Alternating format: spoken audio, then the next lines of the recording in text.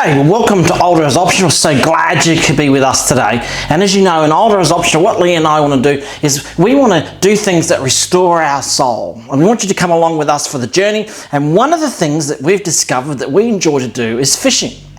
It's only a recent thing. We've only been fishing for a couple of years up here, and I'm a noob and still learning it. But one thing that I have discovered is that fishing with live bait is far more effective than dead baits. Live bait is far more effective than dead baits. So to do that, we've got to catch them. That's the easy part. The difficult part with live baits is to keep them alive because they just want to die. Now, one of the live baits that we have readily access to up here and is one of the better live baits is baby heron. The problem is when you get these heron and you put them all into a container, they're obviously frightened and taken out of their home, away from their ma and pa's, and they're a little bit dubious and a little bit scared, and they poo themselves. They also drop a lot of their scales. So you can imagine in the water, we have all this poo and excrement and all of the scales. So they initially die quite quickly. So to overcome that, you've got to have fresh water pumping through and lots of air in the water. So we've discovered a way to do it. I've tried this several different methods, and this is the best that I've been able to come up with. And that is to build a live bait tank. Now to do that, we will need our tank, we will need a pump, we will need a couple of drill bits,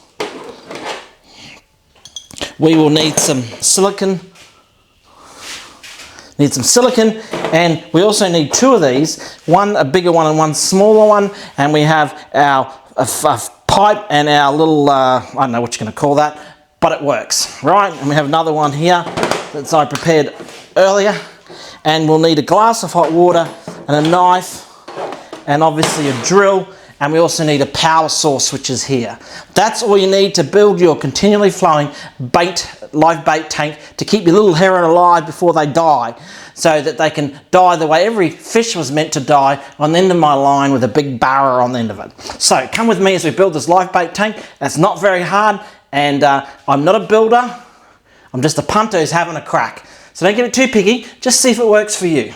Let's get into it. So the first part we want to do into the live bait tank is to get our pump ready. So what we've got there for our pump is we've just got an everyday bilge pump with a long hose, because it's got to go into the water over the side of the boat and into here, and then the power source. So what I've done is I've hooked it up to a cigarette lighter, which we'll have here. There we go, there's our cigarette lighter. Now that cigarette lighter will plug into your boat or into whatever power source you have, and that will run this pump. So essentially, that will plug into your power source, that will go overboard, and then this will pump water into your live bait tank. It's as simple as that. Now the problem is if you can envisage, we've got our live bait tank filling, and we want to keep this constant flow of water into it. What's going to happen with the excess? Well, that's what we're going to deal with right now. So we have two. This will be one, the bigger one, which will be on the bottom.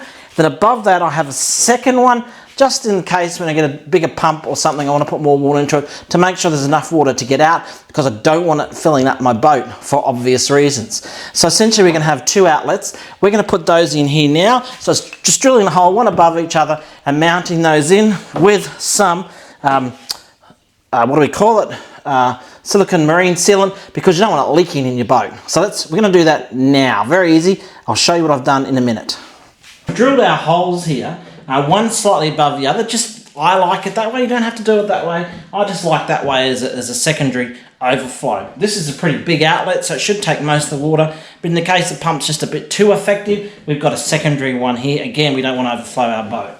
So essentially, we're going to put that onto there, and then that out of there. Now, if you have difficulty getting that onto your outlet, it's quite difficult. The tip I have is just get a glass or a cup of really hot water, dip the hose in the hot water for a minute, and you'll find that just loosens it up and you can get that on. This is one that I prepared. This is one that I prepared earlier, which took quite a bit to get it on, but eventually we've got that on. So I'll show you this in a moment. Okay, one of the things I learned through the prototype models was that you really need to seal behind here because you don't want that water leaking through. So you can see. So you can see these points here. I'm going to put some of this sealant behind there so it seals onto here so we don't have any water leaks, because the leaks are a pain in the bottom.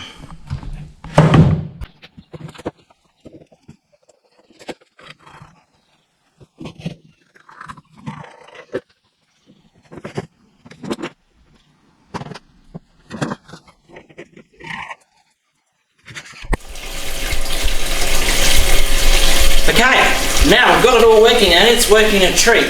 So in the eskies, the water, pretend that's the ocean, and then we've got our our pump plugged into my battery source over here, which will be in the boat. The pump will be in the water, and it's pumping water and up and into here, which is giving us fresh water. So we're turning the water over here fairly regularly, quite regularly actually, so that's really good. It's also, the overflow is working fine, as you can see. It's just touching on the second overflow I've got, which is okay. There's not much coming out there, but it's enough just to stop it from overflowing.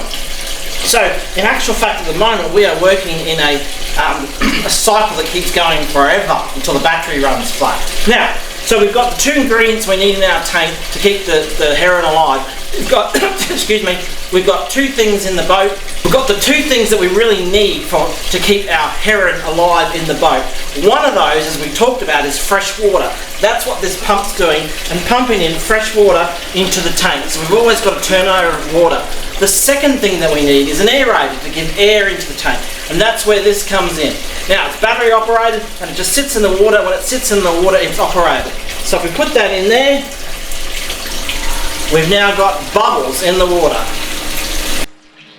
Okay, so I'm not sure how this is going to pick it up, but if you can see there's our aerator blowing all the bubbles. So we've got fresh water and we've got the aerator.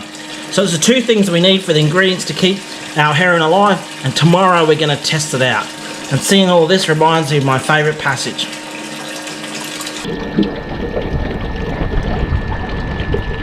Okay, so we can see the tank's working really well. We've got our pump out the side here, plugged into the power source. It's bringing the water in, as we can see there, giving it fresh water, and then we can see our aerator is giving us air in the bubbles, and then the overflow is going to the back of the boat, and the secondary overflow is going out over there. What I'm going to do is I'm going to put a longer flow on there to get it out the back of the boat. It does drain out there, but it's not great. So that one there, I'm going to make longer so it goes out the back. But it seems to be working along quite well. Okay, the tank seems to be working quite well, very well in fact. We've got that pump out the side there, coming in. Water's filling the garbage bin and then overflowing. I am going to make longer overflows to get the water out of the back of the boat. The aerator seems to be working well. Everything's working well. We just now need to catch some fish to put in it. Yeah, spangled him. Okay. Right, here we are. Paul and I have been fishing all morning. He's throwing me a bone here. Caught a Spangled Emperor, beautiful fish. Geez, his colours have changed in the time he's hopped out of the water. Tell us about this fish, Paul. Spangled Emperor. He's not the highest quality eating fish, but a very fun fish to catch. Grows to well over 10 kilos when they get big ones, but if we can find a few of them, that'll be a lot of fun.